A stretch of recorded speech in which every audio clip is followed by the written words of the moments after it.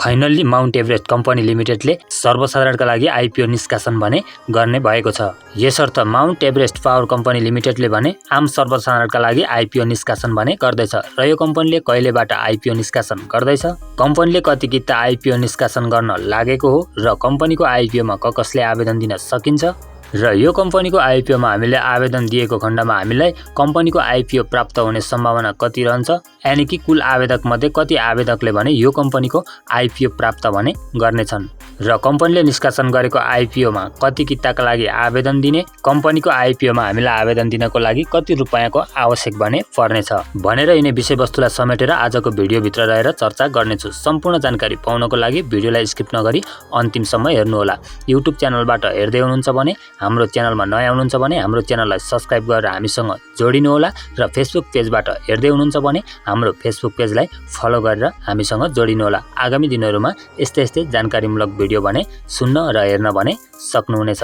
अब भने लागौँ आजको सम्पूर्ण विषयवस्तुतर्फ। माउन्ट एभरेस्ट पावर कम्पनी लिमिटेडले आयोजना प्रभावित क्षेत्रका स्थानीय बासिन्दा तथा वैदेशिक रोजगारमा रहेका नेपाली नागरिकहरूका लागि निष्कासन गरेको आइपिओ बाँडफाँड पश्चात अब सर्वसाधारणका लागि असारको 3 गते यानि कि भोलिबाट भने आइपिओ निष्कासन तथा बिक्री खुल्ना गर्न भने लागेको हो। कम्पनीले जारी पुँजी 86 करोड रुपैयाँको 30% अर्थात् 25 करोड 80 लाख रुपैयाँ बराबरको 25,80,000 किता भने निष्कासन गर्न धितोपत्र बोर्डबाट भने स्वीकृति पाएको थियो, जसमध्ये 8,60,000 किता साधारण सेयर आयोजना प्रभावित क्षेत्रका स्थानीय बासिन्दाहरूका लागि र 1,72,000 किता साधारण सेयर वैदेशिक रोजगारमा रहेका नेपाली नागरिकहरूका लागि निष्कासन गरी भने बाँडफाँड गरिसकेको छ।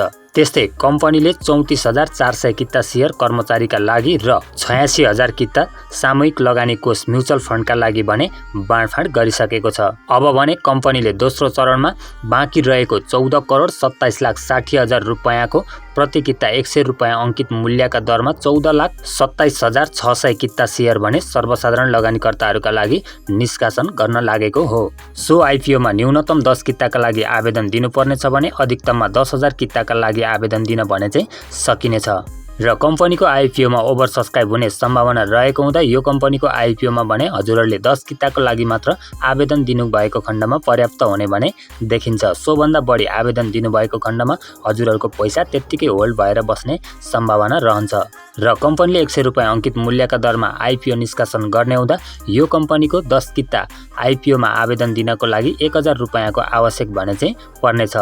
कम्पनीले 14,27,600 किता साधारण सेयर निष्कासन गर्ने हुँदा र कम्पनीको आइपिओमा ओभर सब्सक्राइब यानि कि अत्याधिक मात्रामा आवेदन पर्ने हुँदा कम्पनीको आइपिओ भने गोला प्रथा मार्फत बाँडफाँड गरिनेछ। गोला प्रथाद्वारा बाँडफाँड गर्दा यो कम्पनीको आइपिओ कुल आवेदक मध्ये 1,42,760 जना आवेदकलाई भने 10 किताका दरले बाँडफाँड हुनेछ, यानि कि 1,42,760 जना आवेदकलाई मात्र यो कम्पनीको आइपिओ चाहिँ प्राप्त हुनेछ। माउन्ट एभरेस्ट पावर कम्पनी लिमिटेडले असारको 3 गते यानि कि भोलिबाट आइपिओ निष्कासनमा ल्याउँदैछ भने कम्पनीको निष्कासन बन्द छिटोमा असारको 8 गते हुनेछ भने ढिलोमा असारको 17 गतेसम्म आइपिओमा आवेदन दिन भने चाहिँ सकिनेछ र अहिलेको समयमा कम्पनीहरूले निष्कासन गरेको आइपिओमा अत्याधिक मात्रामा आवेदन पर्ने यानि कि पहिलो दोस्रो दिनमा नै ओभर सब्सक्राइब हुने भएको हुँदा यो कम्पनीको निष्कासन बन्द छिटोमा असारको 8 गते नै बन्द हुने भने देखिन्छ। यसर्थ कम्पनीको आइपिओमा आवेदन दिने सोचमा हुनुहुन्छ भने असारको 8 गते भित्रमा नै हजुरहरूले कम्पनीको आइपिओमा आवेदन भने चाहिँ दिइसक्नु पर्नेछ। आइपिओ निष्कासनको लागि गराएको रेटिङमा केयर रेटिङ नेपालले कम्पनीलाई केयर एनपी BB+ इस्युअर रेटिङ भने प्रदान गरेको छ। यसले कम्पनीको दायित्व वहन गर्ने क्षमतामा मध्यम जोखिम रहेको सङ्केत भने चाहिँ गर्दछ र यो कम्पनीले सञ्चालन गरेको 12 मेगावाटको दुधकुण्ड खोला जलविद्युत आयोजनाको कुल लागत 2,36,20,20,42 रुपैयाँ रहेको छ भने प्रति मेगावाट लागत 19,74,43,336 रुपैयाँ 83 पैसा भने रहेको छ र हाइड्रो पावर कम्पनीहरूमा प्रति मेगावाट लागत भनेको 22 करोड भन्दा मुनि रहेको हाइड्रो पावरलाई भने राम्रो नै मान्न सकिने अवस्था भने चाहिँ रहन्छ।